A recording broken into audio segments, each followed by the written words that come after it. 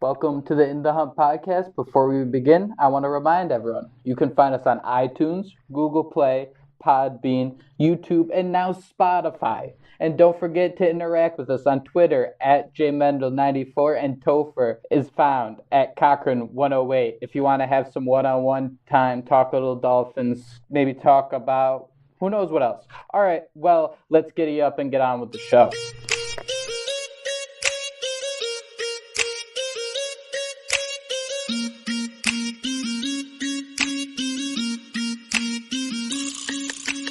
And welcome back to week 6 of the In the Hunt podcast. My name is Jake Mendel, joined by Topher Cochran, and we have officially completed the trinity of Phinsider Radio as we introduce Sutton onto the show. How we doing, man? What's up, boys? I'm glad that you were able to get out from Kanata's grasp a little bit at work, and let's just kind of let loose and have some fun tonight. It's nice. I hide under the rock 3 days a week just so he doesn't find me. Works pretty well.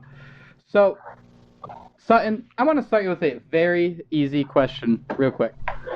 How many times did you have to change your pants after meeting Dan Marino? I don't think I knew what I was getting into at the time. I was 5. So he's referring to my Twitter picture. And I'll never change it. It's always going to say that. What I remember more about that was my mom kissing Dan Marino on the cheek, thinking that, my mom might be making moves here, and I might be getting a quarterback back in the family. Like, Dad, I love you, but we have a chance to get Dan Marino. So I was kind of rooting for it that way, but. That's what I remember most about that interaction, but then afterwards, as I got a little bit older, it was watching Dan Marino play was just unbelievable. What do you think would be more memorable, seeing your mom kiss Dan Marino or see your mom kiss Santa Claus? It was definitely. I don't think there's any question about that. There's only one that has a song for it, but I guess you know. I think Topher's hiding a rock. Is he here? Yeah, I mean, I would say I actually have a little encounter with Dan Marino too. Uh-oh. Here we go. I was grounded. I was actually grounded, and since I was grounded, I couldn't leave the house. But then I found out because I live in South Florida. And his son played played for the Optimus football team that's like neighboring the town I was living in. And his son was actually in town practicing. And this is when I think when he blew his knee out. So I basically got off of restrictions, and I was allowed to go to the park and get Dan Marino's autograph. And I walked up and signed him, and he signed the hat that I have. And I'm looking at the box that the hat is in right now, and it says Dan Marino on it. And that's basically it. So. Jake, would you rather Dan Marino kiss your mom, kiss Santa Claus, or get an autograph from Dan Marino? Can I add the one interaction I've ever had with Dan Marino is he retweeted me when I said Ryan Tannehill had a good week once? I think I kind of won. We're like Eskimo brothers in a sense. We're all like related somehow. Technically speaking, we're like Eskimo brothers. So, as you can tell, Sutton's love for the Dolphins goes far beyond the game, and we're talking about Dan Marino, so we're going to continue with the flashbacks for a little bit. And Sutton, I'm interested to hear what you think about this. I saw a post, the NFL Network had the Bears going 15-1, with their one loss being to the Dolphins. Can you explain to me why everyone thinks it's 1985? Yeah, I think House tweeted out something like, I want what they're smoking, and I'm kind of in the same ballpark. Now, like, don't get me wrong, the NFL is an absolutely absurd game, and absolutely absurd things happen throughout the regular season. Right. Like, who would have thought that, Rams and Eagles are doing as well as they did last year? But Bears 15-1 and losing to us, like, they sweep the Packers and the Vikings, but they lose to us. I mean, not to undermine us, but I mean, you got to like the Packers and Vikings at least in one of those games. At least. What do you guys think? I would say that these little schedule things that they do that the NFL Network does, and even ESPN does. I don't get them at all because the NFL is crazy, and so to say 15-1, like I don't get it. Like you got to go against Kirk Cousins, and Aaron Rodgers twice, And you're 4 times. And you might be splitting with the Lions anyway. So. Yeah, exactly. And they play in the North. The weather is chaos. Whether it's in Green Bay or even their own field in Chicago. Like Soldier Field's a piece of crap. Right. So that grass is awful. And who knows, man? Like I have no idea. Like what are they basing it off of? And Trubisky had what? Maybe his second year? Yeah, I think Who he are had the running maybe like backs? 2 good games. Tariq Cohen? Yeah, and Jordan Howard. I guess. Yeah, I agree. Cool. I guess is a good cool. That is such a perfect response. Instead of calling things mediocre anymore, we just gotta go cool. Just like a really mild. Do you remember in the offseason when like there was that terrible dopey rumor about Jarvis Landry and Jordan Howard? No. Oh yeah, that trade. yeah, dude, yeah. That's my Bears knowledge is giving up Jarvis Landry and a first for Jordan Howard. Oh my god. I think that was the fake trade that was made up, right? That was a great fake trade. Whatever happened to the fake trade days? We need more fake trades. We need just like the trade machine for NFL. But to bring it back, Sutton, so I'm interested to hear your opinion about this. What's more outrageous, that Bears record or the Jets going 11-5? I mean, Bears going 15-1 is just absolutely ridiculous. Jets going 11-5 is pretty out there. I don't know. I hate to admit it. We're all level-headed guys here on this show right now. I didn't even expect that they go 5-11 last year, to be honest with you. They looked like, they had just a dumpster fire sale before the season. So you're thinking, man, they are just packing it in and trying, going for the number 1 pick. So the fact that they even finished 5-11 was kind of impressive to me. Todd Bowles did a pretty decent job, even, especially earlier in the year. But, yeah, you only bring in 3 draft picks. You get Sam Darnold, who, I don't know, Dan Orlovsky was on our show. That was one of his guys. But when I watched him play against Ohio State, I didn't like him at all, to be honest with you.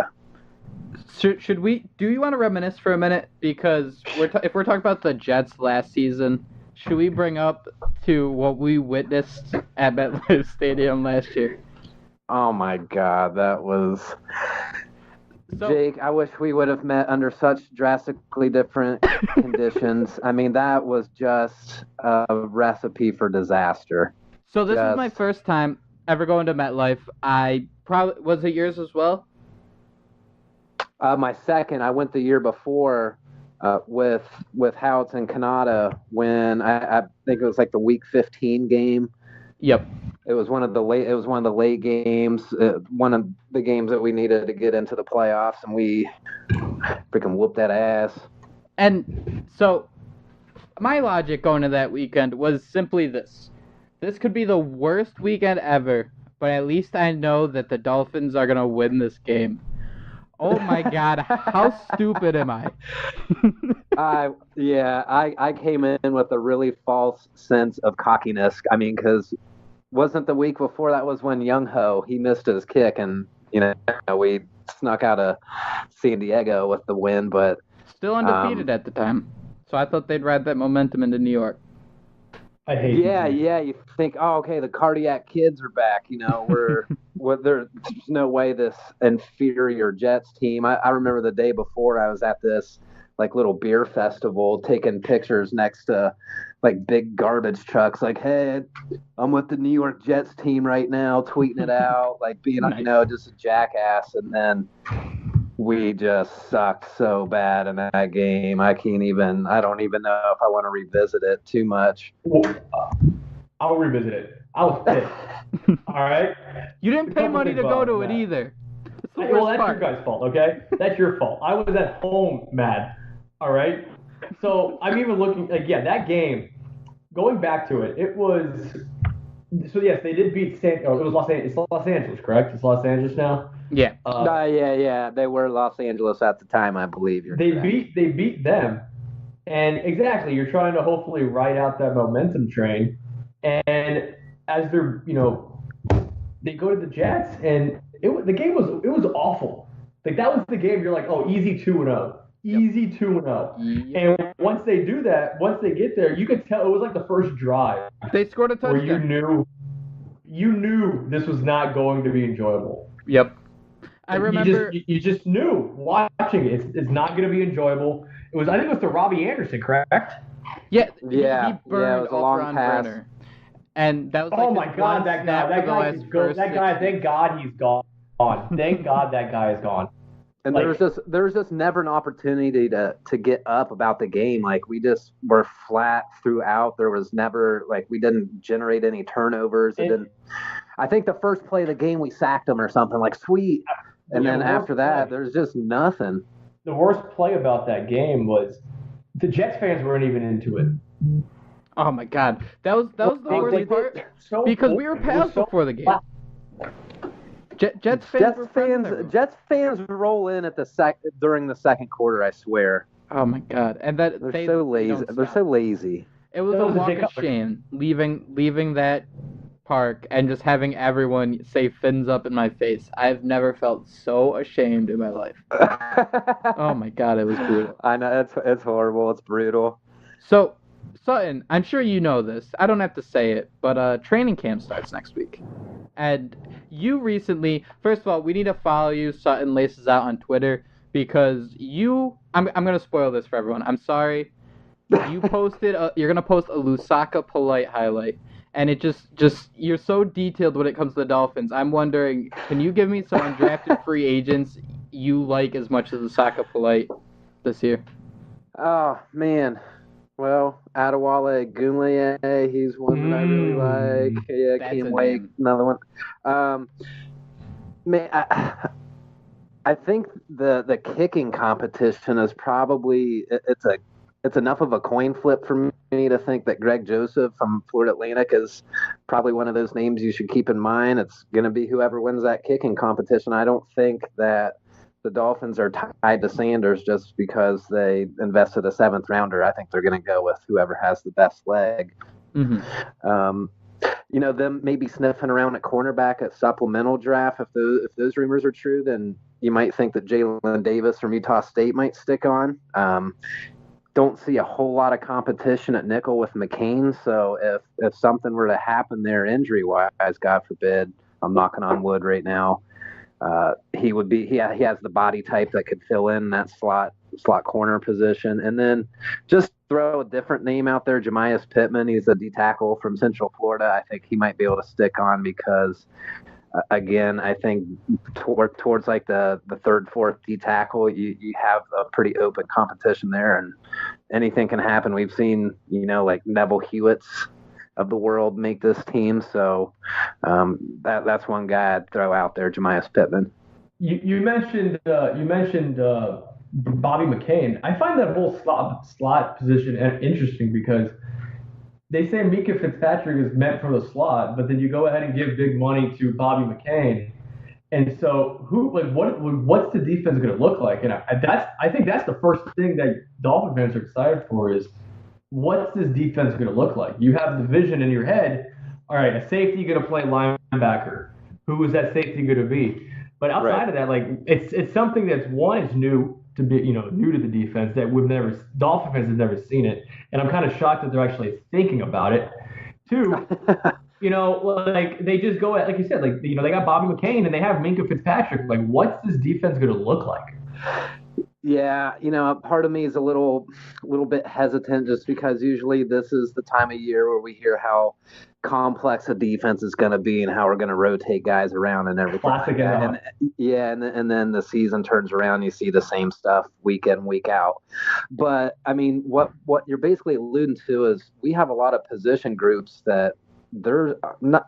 question marks is probably not the right expression. It's like, what route are we going to go with these guys? So, I mean, you have Rashad and McDonald and Fitzpatrick there at safety. Like you said, you have Fitzpatrick that could possibly play free. He could play slot corner. How does that affect, Lippett getting in there? Does he get any snaps? Who wins that battle between Tony Lippett and Cordrea Tankersley? I would imagine they want Tankersley to win that, but I can't rule Tony Lippett out.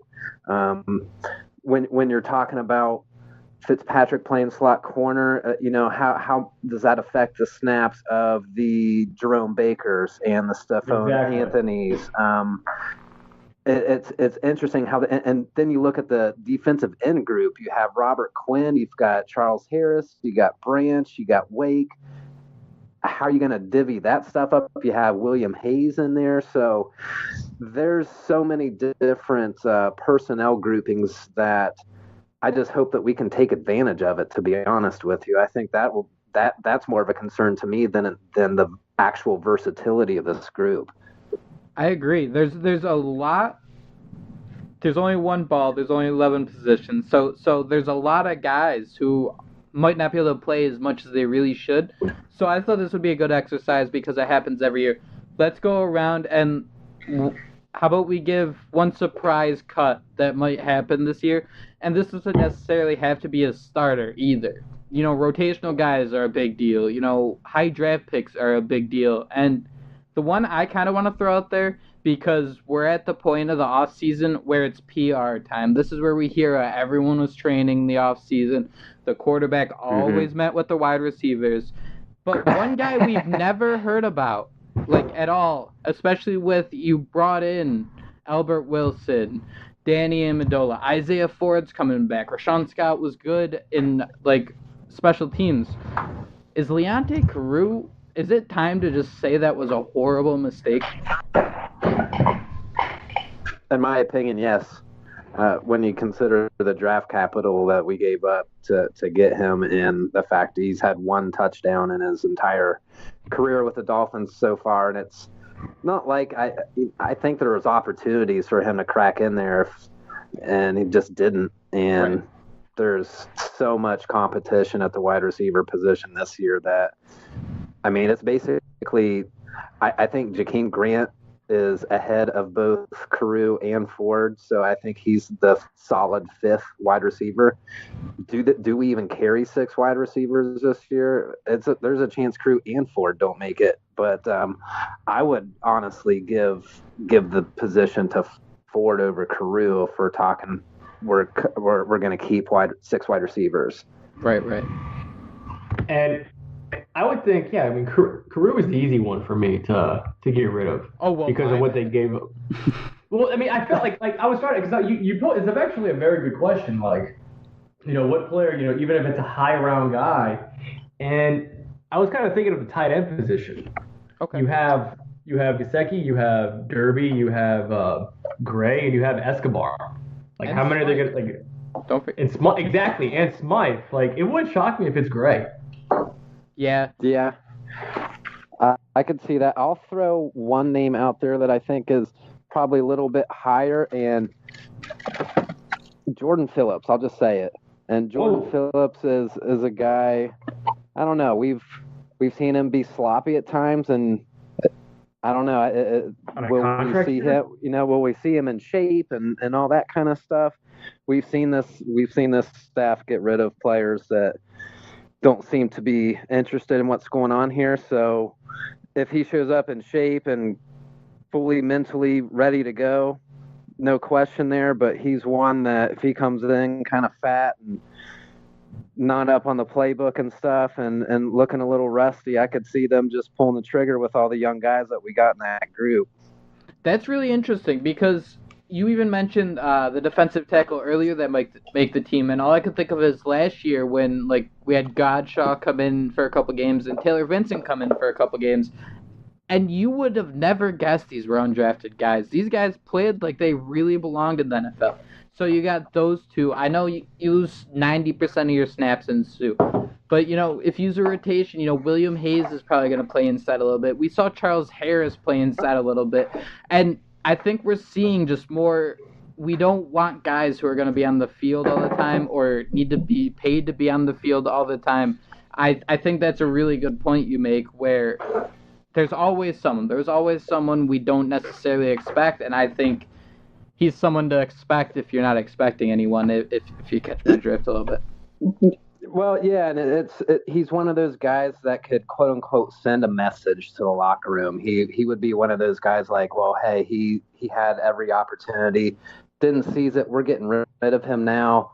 That might be one of those like, holy shit, okay, yeah, we better step our game up right now sort of moves for the Dolphins, and it might be a win-win. So obviously, I'm rooting for whoever's the best players.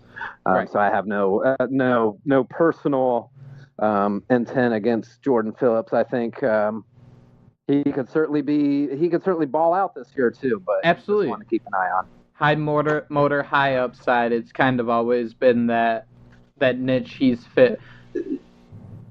He's got flashes. You just want to see it more consistently, and we've been saying that for a while. So at what point does the team just say, you know what, I'm done asking that question? So to recklessly speculate, you think that Jordan Phillips is going to get cut? We can go on record with that, right?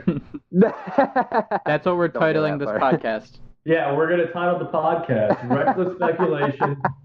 Sources say that Jordan Phillips will get cut. We'll be a camp not casualty. Happy with body weight. Camp casualty is more likely the term. Quote unquote looks fat. I believe I said that too. So man, this could really get out of hand. Well, I mean, the thing is like the move.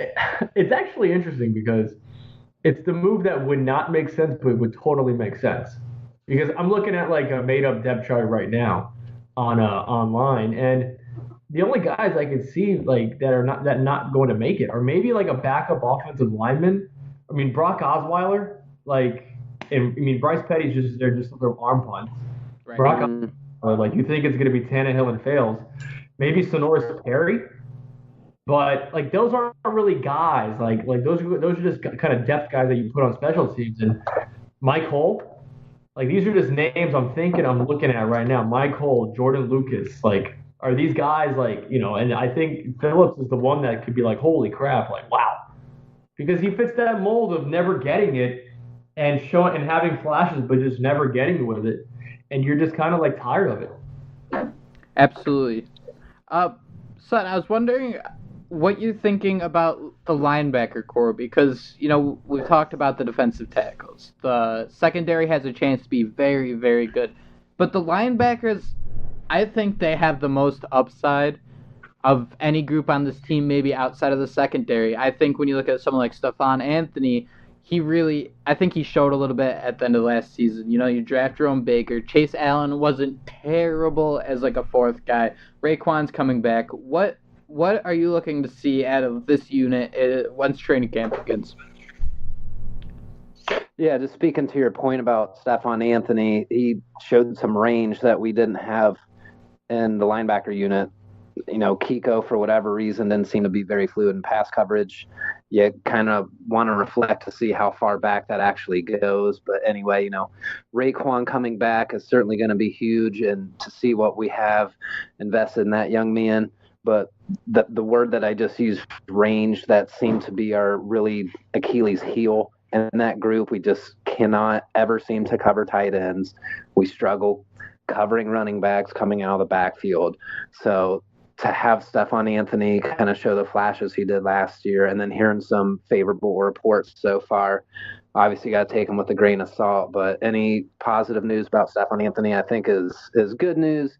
And then, of course, you have the investments from the draft, Jerome Baker and Quentin Poling, both known for their range and pass coverage skills. So, and Mike McCray as well. Right, yeah. So I mean, when you have those guys flying around, that makes the linebacking group a little bit different than what we're used to, and we're used to more downhill guys, and we at least have a little more versatility in the linebacker group. The question I'm wondering is, how do the snaps really get divvied out there? Do we start to phase Kiko out a little bit more in passing situations, and maybe he's just more of a first and second down type of linebacker? What do you guys think? Do you think we get a little bit more creative with snap counts? Because it seemed like last year 2 linebackers got the lion's share of all the snaps. I actually have all the snap percentages right here, and we look at Kiko had 96%, and Lawrence Timmons had 75%. And the one thing I really hope with Kiko is he maybe turns into a first and second down back, because I don't know about you guys, and this is something, I'd rather show a lot of than talk about, because you don't know. Kiko doesn't know he has arms. When I watch this guy play football, he puts his head down and sprints forward as fast as he can. His arms, they don't exist. He's going to just push into whatever. He's got T-Rex arms. He's got T-Rex arms. He's a T-Rex, actually. He's a baby T-Rex running around the field. He's a little T-Rex in Jurassic and Lost World. It's just brutal. So when I think we look at this group, I think you kind of see this with the linebackers and the receivers more than anything, where you can kind of play the hot hand or play the matchup. When we look back to last year, all the distractions the Dolphins had, hurricanes, cocaine, players going AWOL, people forget that Ray Maluga was starting for this game, weighing 350 pounds and being out at the nightclub till 4 a.m. on game days before he was arrested and kicked off the team. So, Topher, I think you're probably on the same page here where we don't know, but we have to be happy that it's not last year, right? Yeah, anytime you have your linebacker not show up for a big game, not a big game, but the season opening game, and then you have your linebacker get arrested. Anything besides that is, I think, is a success, because, I mean, the linebacker unit, it's like Sutton said, it's like basically in the Dolphins' code to not cover tight ends and linebackers. Like, it's part of the DNA. Like, if you were to create a Dolphins linebacker, you're gonna be like, all right, can you make tackles? What would you not have? Get burned by tight ends on a season, on a month. That's it. So hopefully, like this year, they have something that could combat it. Just give me right now, I just hope, give me the Dolphins tight end that's the equivalent to an ibuprofen. It's just there. It's good enough. It gets rid of the headache, but the headache still will be there. It'll come back the next day. Just give me something like that. And I think they could do it this year with, they're looking they're building towards that with Baker. To me, it's Baker. The dude runs a 4.3. But do you have any fears against tight ends? Because I think the one thing you said, the seam routes, and 4th and 15 seam routes against the Dolphins just seems like something that's always easy money. House money. Bet on the Dolphins. Bet on the bet on the offense. Topher. Convert it. House was on last week. No, I said house. Oh my God! Yes. Sorry for the pun. I didn't. That was I'm so sorry. That's embarrassing. All right, that's a sign we got to start wrapping this up. So, no, I actually said house money. Go sit in the corner. You're not allowed to talk for 3 minutes. But and the name of the podcast is called In the Hunt. We mentioned the Jets game, but I'm curious to see. I didn't really prep you on this. I apologize. So I'm going to get this raw idea of what you think. What's the most miserable Dolphins game you've ever watched in the last 6 years? It's one that I attended, and it was oh God, I think it was 2016. I went to the Baltimore Ravens game where we lost. I believe it was 38-6, maybe 38-0. I can't remember if we got a garbage touchdown in there somewhere. But I basically went back to back, the Baltimore game and then the Jets game week 2 that we went to. Those were 2 consecutive games that I went to. Oh, and just, I mean, the Jets game was at least close enough. There was some suspense even going into the fourth quarter. We're only down a couple of scores. Weird things happen in this league, but Baltimore just, speaking of tight ends, man, we had their 4th string tight end had 75 yards and 3 touchdowns. I mean, they did whatever they wanted that whole game, and you're just sitting there just waiting to try to get into the game. And like my beer got kicked over not once but twice. It was just that's worse than yeah. Spend like $9-10 on a beer, and some Ravens fans like scooting by and knocks out your beer out of the cup holder. And it's like fucking A. Terrible. And then your team, and your team's getting your ass kicked, and it's like, okay, let's just go ahead and fold up shop. Let's get back home. Let's start prepping for next week. I think the Dolphins are the reason. Sorry, Topher, I'm going to cut you off real quick. I'll let you finish, but I just need to say, I'm pretty sure the Dolphins are the only reason Ed Dixon is still in the NFL. He probably had all of his career touchdowns against the Dolphins.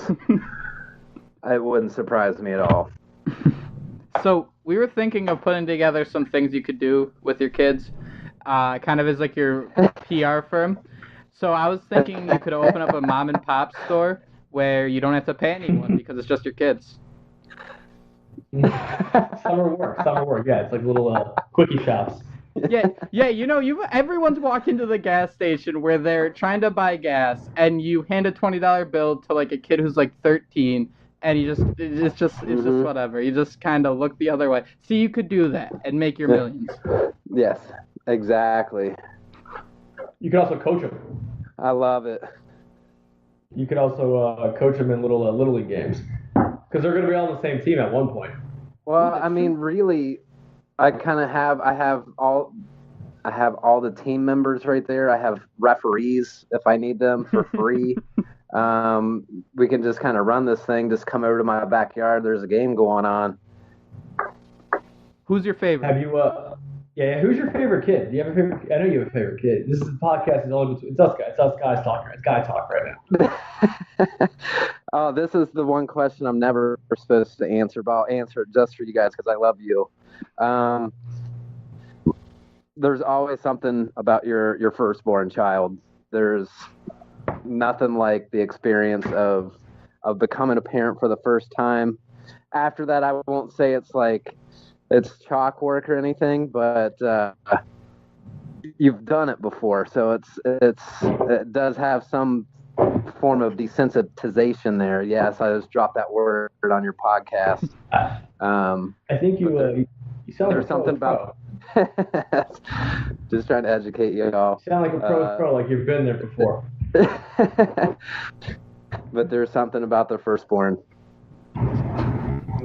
So after that, it's just another day in the office. But Sutton? Yeah, I mean, basically we're playing zone now instead of man to man. After you have two, you're playing zone no matter what, and we just happen to have twins instead. So it really became a very sparse and basically Miami Dolphins linebacker zone coverage for the last 8 years. Just porous. Nice. You're allowing Clemens to destroy you on fourth down. Coverage.